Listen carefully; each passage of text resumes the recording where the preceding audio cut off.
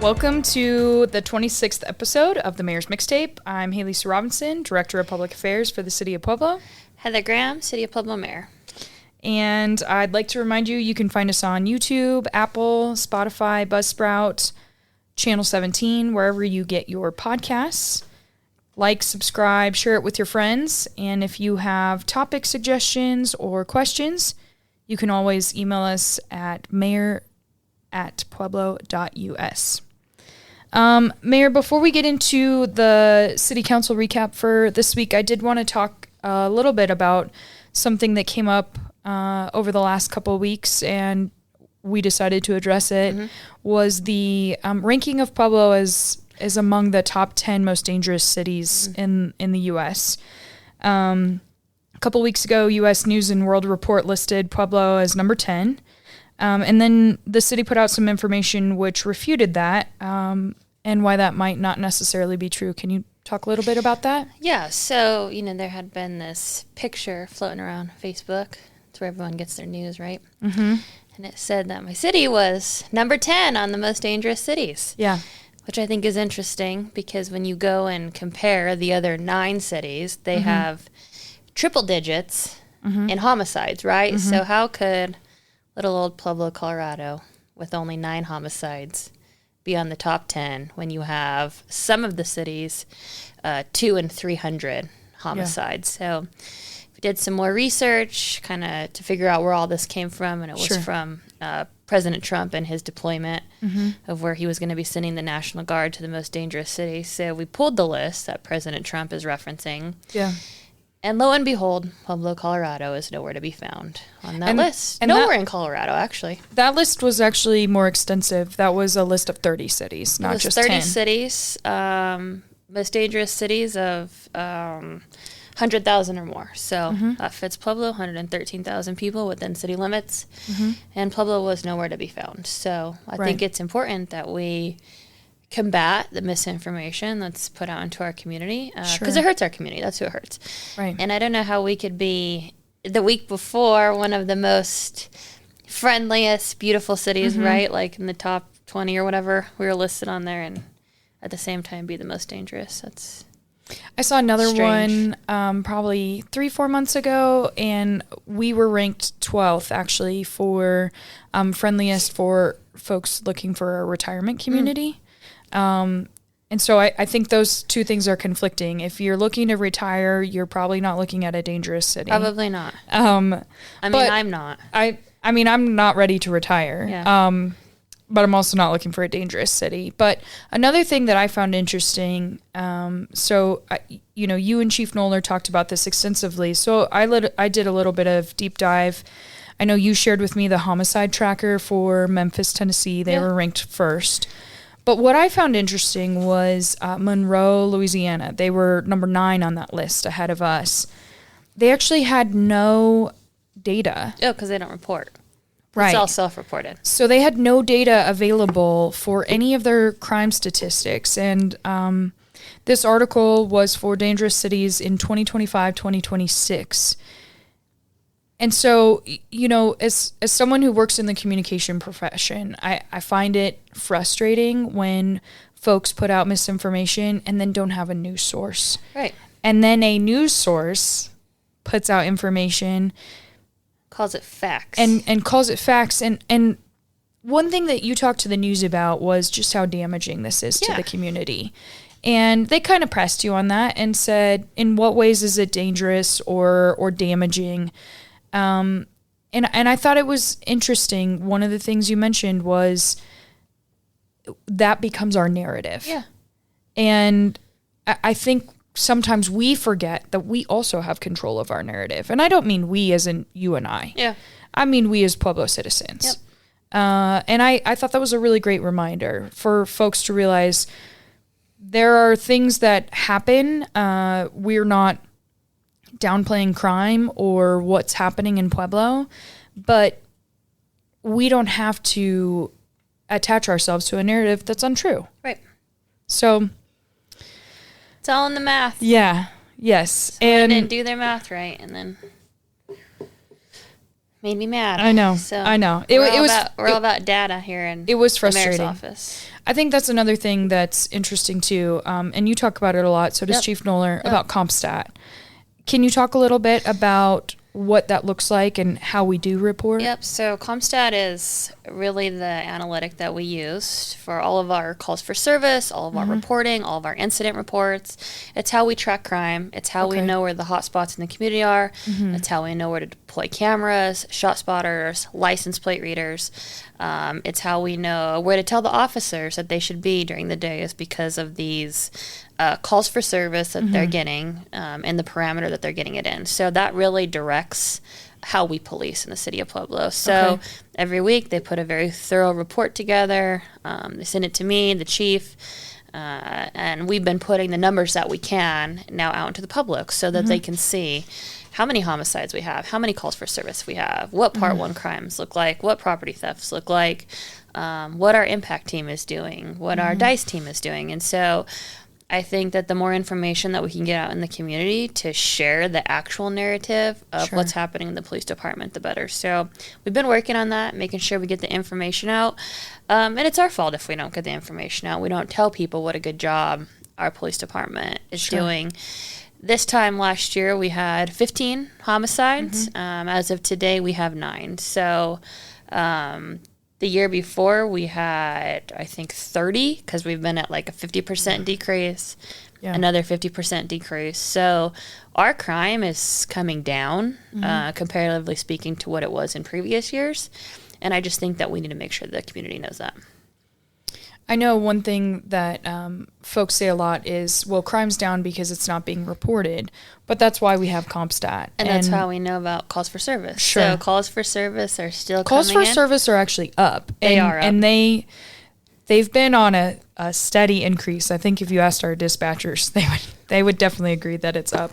But it's been on a steady increase, especially since 2019. Yeah, exactly. Every year, our calls for service go up, and even folks like in our fire department would tell you that calls for service are up. So regardless of whether it's crime related or emergency related, for other types of emergency, a lot of folks have this other conception that the reason crime is down is because folks aren't calling.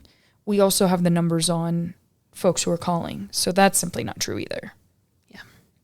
Okay. I thought that was important that we address that.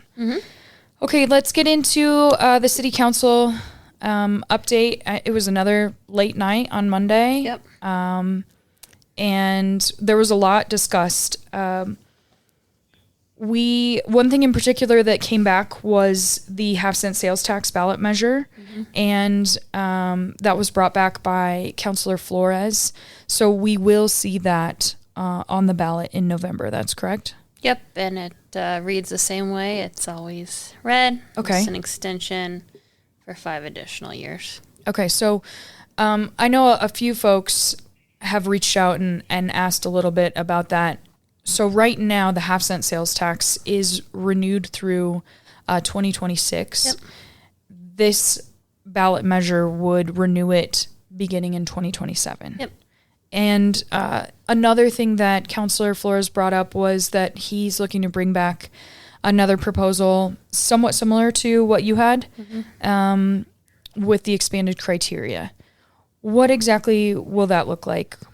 From what I gather from Councilor Flores' comments, it is going to be 10%. What I propose is 15%. Okay. And it's not going to be 10% overall every year. It's going to be an aggregated amount, but allowing 10% of the funds to be available immediately. Okay. Would give about $7 million right now to be used in other ways. And those are in the 3 criteria of the economic leakage, economic catalyst, and the placemaking. Yep. Correct? Yep. Okay. So we'll see that coming forward. First reading and Okay, great. Another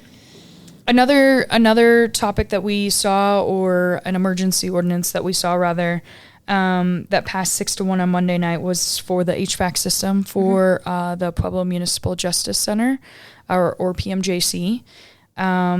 And council gave direction to staff for a 15-year lease agreement rather than taking from fund balance or from council reserves. So what are the next steps in this process? Right. So we will secure the financing. Okay. And start the project. Okay. So we know that it's going to take a while to get the units here, and it won't be ready until 2026, but at least we can start the process. And from what I hear from our folks in Public Works, part of the reason why it was an emergency to do so now, I mean, we're at the end of the summer, Yep. so some folks are saying like, well, we made it through the hottest part of the year. This is to help us prepare because we don't believe that the system will last. One more year. Yeah. So parts now, if now that the contract is ready to go, will start arriving late February, early March. Okay. And it's an extensive process to get Right. it, the ductwork in, and get the air handlers put together in here. So That's why we had to do it now. yeah, it'll be ready right before the summer starts if everything is on track. From what I heard from a couple of the work sessions and even the questions that council asked, the timeline we're looking for roughly is about April. Yep. So that's when it starts to get hot. Yeah. And when it starts to get uncomfortable. Yeah. And there'll be a period of time where we'll have to close the building altogether. Okay. So court will be closed. We'll have officers working in other areas of the city depending on what the temperature is. Okay. So it's a pretty long process. Okay. Well, I know that feels like a relief to a lot of folks. Our dispatchers, folks in municipal court, our IT staff, police officers. There's a lot of folks affected by PMJC, and then, the general public that goes into that building each and every day. I know if I lost air conditioning in my own home or in this building, I'd be pretty uncomfortable. And yeah, when it goes out, it's like 95, 100 degrees in there, no air moving, 'cause there's no open windows, so it's pretty warm. Great. Well, we're excited that project is going to be moving. So another ballot measure. Last time we were on the podcast, Mayor, we talked about your veto for the vote for the city manager ballot measure. On Monday night, that came back a 6-1 vote. So that means it will go on the ballot in November. What does this look like, and what can Yeah, it looks folks like I'm going to be expect? campaigning again. So Okay. this will be my 4th time in 2 years. It's going to be ballot measure 2C. So the community will have a chance to come out and vote whether they want to keep a strong reform of government or they want to return back to a city manager, city council form of government. Okay. And one thing in particular that I think a lot of folks are asking questions about is what would it look like if we were to go back to a city manager? Yeah, I don't know, because city council hasn't shared that plan with me of what that looks like. So the ordinance that they submitted to the voters says that I will be removed immediately, which would be November 5th. It says that they have to select a already city employee to be the city manager. A current city employee, yeah. So I'm not sure who that person is. Okay. That lucky person is. Okay. And I'm not sure what the budget is for that. I'm not sure how they're going to do any kind of a budget for 2026. So I have not seen any of those plans. What it would look like is I would be gone the next day. They would select somebody, and that person would be under the control of the city council, at least 4 members of city council moving forward. Okay. I found it interesting because my former boss, your former opponent, former Mayor Nick Gradisar, he was also there to speak against it. He was one of the proponents prior to becoming the mayor that brought this ballot issue forward 8 years ago. So I find it interesting that folks are interested in going back this way and seeing what it could look like. I know there's a lot of folks who believe this is the way forward. So, what would you say? What would you say to those folks? I would say that the city government is going to come to a halt. Okay. It's going to, one of the reasons why Nick push this forward is because any kind of complex issue that ever needed to be decided on by 4 city councilors, it was just taking too long. We were moving at the speed of snails. Sure. You didn't have one elected official essentially making decisions, bringing ideas forward to try to make the community better. Now you're going to have 4 who, just like the former mayor said, if they have policy, they need to get 4 votes together to get it passed at a city council meeting. And that's not happening now. So I don't know what that will look like moving forward. I think that there is a lot of unknowns. I think that just like the previous mayor said, we're going to go back in time. I'm one of 3 strong mayors in the community.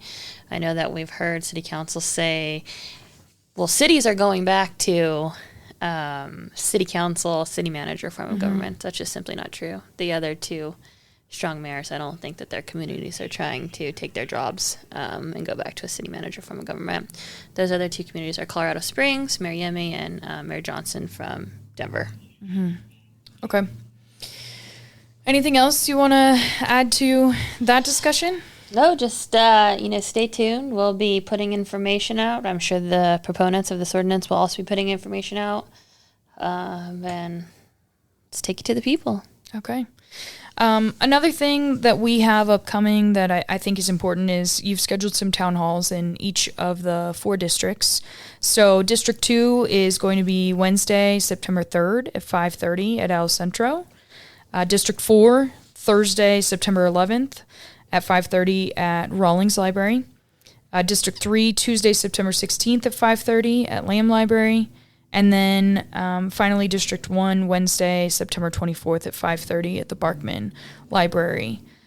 We posted that on your page yesterday, and some folks had some questions like, what are we going to talk about at the town halls, or what can folks expect? Yeah, so I plan to just give a real brief update on things going on in the city. Yesterday when we spoke to the news, we do town halls for our quad meetings with the police department that we go out and speak. Sure. So we do these, but this one will be more general to all city departments. I'll take any questions, so kind of give a brief overview of what's going on in the city, and then have community members ask questions. Okay, so you want folks to bring their questions or maybe give input of what they'd like to see or concerns they have within their respective districts or just the city in general. So, okay, great. And these are completely open. I know they're in each of the 4 districts, but let's say I can't make the one in my district. Can I attend a different one? Absolutely. Okay, great. Yep. Well, that will be exciting. I think anytime we can go out into the community and talk to folks and find out what they want to see or what they're concerned about or give an update to them, they feel more connected to city leadership. Yep. Great. Anything else you'd like to add before we wrap it up, Mayor? Last weekend of the fair, so it is. Get out there and get your corn dogs and...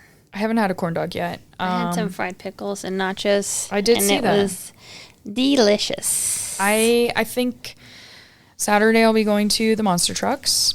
So I think I'll probably check out some food and go a few places at the fair. Yeah. Fair food is one of my favorites. Yeah. I love it. We have the Fiesta Day Parade. I'm very excited about the Fiesta Day Parade. Sunday. Mm-hmm. City's number 22, so... It'll be great. Come out and see your city council members and city staff and mayor. Mm-hmm. We have a fantastic float. We won first place in the State Fair Day Parade. I think, at least in my time here at the city, we've won every year. I kind of laughed. We talked to some folks from the county, and they said, man, we really got to step up our game. They tried a little bit. I saw they had like a chili They had some chilies. But, our BJ and... our public works team just does a fantastic job, and nobody could beat them. So yeah, we had reigning champions. Really cool woodworking and very detailed. There was a cannon, there was a bell, a Ferris wheel, all kinds of things. Sun, yeah, and that spun. And then also the big tower with each of the military branches. It was just, the theme was growing the tradition, and I felt like you could really see Pueblo tradition in there. It was really cool. Yeah, it was great. Yeah, good job, everybody. I'm excited for Fiesta Day. I think it'll be fun. That's one of my favorite traditions that we have in Pueblo during the state fair, and get out there and see everybody. Yeah. Okay, great. Just reminding you that you can find us on YouTube, Apple, Spotify, Buzzsprout, Channel 17, wherever you get your podcasts. Make sure you like, share, subscribe. And you can send in your questions or topic suggestions to mayor@pueblo.us. And we'll see you next week.